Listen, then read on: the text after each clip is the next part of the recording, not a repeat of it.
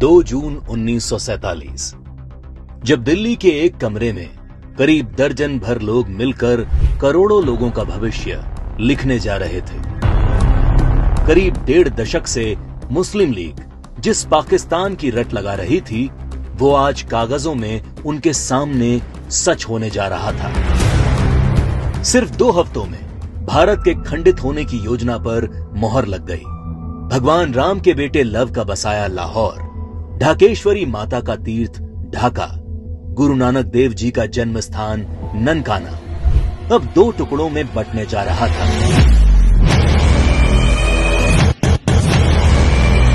और अगर कोई इस विभाजन की योजना से अनभिज्ञ था, तो वो थी भारत की मासूम और निर्दोष जनता, जिस पर यह विभाजन कहर बनकर टूटने वाला था।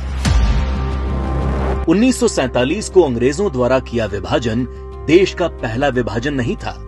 अंग्रेज इससे पहले 1905 में भी बंगाल का विभाजन कर चुके थे, लेकिन उस विभाजन का पहले बंगाल में और फिर पूरे देश में इतना मुखर विरोध हुआ कि अंग्रेजों को 1911 में अपना फैसला वापस लेना पड़ा था। विभाजन का जो काम अंग्रेज 1905 में नहीं कर पाए, वो 1947 में करने में कैसे सफल हो गए? तो जो बात 1905 के बंगाल को 1947 के भारत से अलग बनाती है, वो है कांग्रेस पार्टी, मुस्लिम लीग और भारतीय कम्युनिस्ट। 1905 में बंगाल विभाजन के विरोध के बीच ही 1906 में मुस्लिम लीग का जन्म संयुक्त बंगाल के ढाका में हुआ। बंग भंग आंदोलन के बाद जन्मी मुस्लिम लीग ने 1909 में मार्ले मिंटो सुधार के नाम पर पृथक निर्वाचन प्रणाली मांग से शुरू करके अगले 30 साल में अलग इस्लामिक राष्ट्र पाकिस्तान के नाम पर भारत को मजहब के नाम पर बांट कर रख दिया। 1920 के तुर्की के खलीफा के समर्थन में चलाए गए कांग्रेस के खिलाफत आंदोलन ने मुस्लिम कट्टरपंथियों को यकीन दिला दिया कि वे अपनी गैर जरूरी मांग पर भी कांग्रेस के नेतृत्व को मना सकते हैं। इसके बाद 1930 में अल्लामा इकबाल ने पहली बार मुस्लिम लीग के अधिवेशन में अलग इस्लामिक राष्ट्र की रूपरेखा रखी।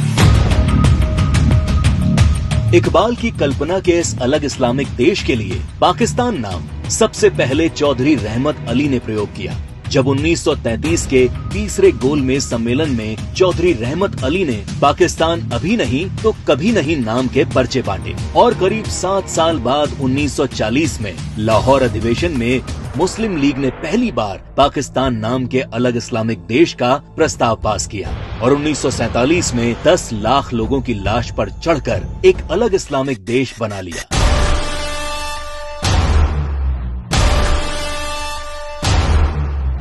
और जिस भारत ने 1905 में बंगाल का विभाजन नहीं होने दिया, वो भारत 1947 में भारत विभाजन नहीं रोक पाया, क्योंकि कांग्रेस के जिन नेताओं पर लीग के सामने खड़े होने की जिम्मेदारी थी, उन्होंने अंत समय में बिना भारत के लोगों को विश्वास में लिए विभाजन का प्रस्ताव स्वीकार कर लिया। देश तोड़ने के इस खेल में एक हिस्सा भारत के कम्युनिस्टों ने भी निभाया, जब कम्युनिस्ट नेताओं ने भारत को 14 राष्ट्रों का समूह बताते हुए भारत विभाजन को मुस्लिम राष्ट्र के आत्मनिर्णय का अधिकार बता दिया।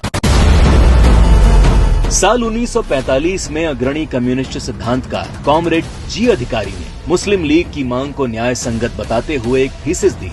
उनके शब्दों में 1940 से कम्युनिस्ट पार्टी ने ये देखना शुरू कर दिया कि तथाकथित सांप्रदायिक समस्या वास्तव में बढ़ती राष्ट्रीयताओं की समस्या है, जिसे आत्मनिर्णय के अधिकार के माध्यम से हल किया जा सकता है।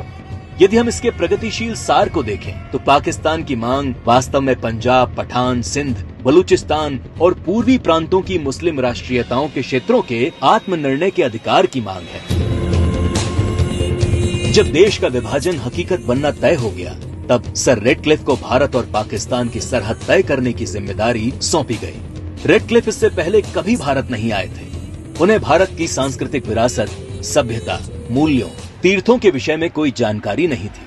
3 सप्ताह में तय कर लिया गया कि कौन सा हिस्सा पाकिस्तान कहलाएगा और कौन सा हिस्सा हिंदुस्तान।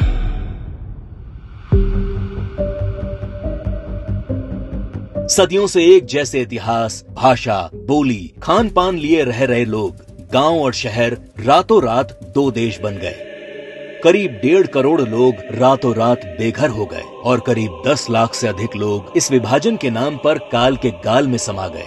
ये विभाजन जिसने आगे चलकर पूर्वी पाकिस्तान में एक नए नरसंहार को जन्म दिया। शहर के शहर रातों रात खंडर में बदल गए। शहर दर शहर दंगे और आगजनी शुरू हो गई। वो लोग जो हवेलियों में रहते थे वो अब रातों रात रिफ्यूजी बन चुके थे। अपना सब कुछ लुटाकर लोग सड़ी गर्मी और बरसात में मीलों तक फैले काफिले हजारों की तादाद में अपनी जान बचाकर चले आ रहे थे। सबसे बुरा हाल महिलाओं का हुआ, जिन्हें इस विभाजन की सबसे क्रूर कीमत चुकानी पड़ी। सैकड़ों महिलाओं का अपहरण और बलात्कार किया गया। 1940 के दशक में भारत की ही भांति नरसंहार झेलने वाले यहूदियों की विभीषिका को आज पूरा संसार जानता है। 27 जनवरी को आज पूरा विश्व होलोकास्ट दिवस के तौर पर मनाता है। लेकिन इस विभाजन की कभी न भूली जा सकने वाली त्रासदी को भारत की ही पूर्व की सरकारों ने कभी याद करने की कोशिश नहीं की। विभाजन विभीषिका दिवस 14 अगस्त का दिन विभाजन विभीषिका का स्मरण करने का दिन है। 14 अगस्त का दिन अटल जी की इन पंक्तियों को दोहराने का दिन है। दिन दूर नहीं, खंडित भारत को पुनः अखंड बनाएंगे। गिलगित से गारो पर्वत तक आजादी पर्व मनाएंगे। उस स्वर्ण दिवस के लिए आज से कमर कसें, बलिदान करें। जो पाया उसमें खो न जाएं, जो खोया उसका ध्यान करें, जो खोया उसका ध्यान करें।